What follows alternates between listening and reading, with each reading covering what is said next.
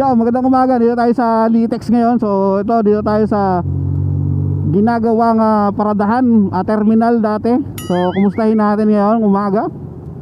Okay, ayun sila, nandun sila yung mga nagtitinda. So good. Medyo maluwag na dito, walang harang, walang ano. So ayun ayos yan, dapat ganyan, consistent. So sunod-sunod na natin nakikita na madalas nating pagdaan dito, wala na tayong nakikitang mga nakaharang, nakabalandras sa daanan ng mga motor. Kasi itong motorcycle na to exclusive for motorcycle. Kasi minsan nagiging terminal ng bus, jeep.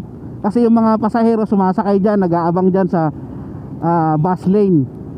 So pero hindi pa natin nadadaanan yan ng gabi, ng rush hour. So susunod, daanan natin ang rush hour na gabi. Tingnan natin kung anong pagbabago. Pero ngayon nag-improve. Ayos. Dumaan na tayo ng umaga, tanghali, hapon. Okay. Dito lang sa part na to. Ewan ko doon sa kabila. So let's go. Tama yan. Ayos yan. Goods tayo dyan. Malaking saludo, malaking sa inyo, malaking salamat sa inyo kasi kahit pa paano, di ba? Na nagawa nyo na ng kahit pa paano improvement. Nakadaan tayo dito sa Commonwealth after nung mga sunod-sunod na bagyo, habagat.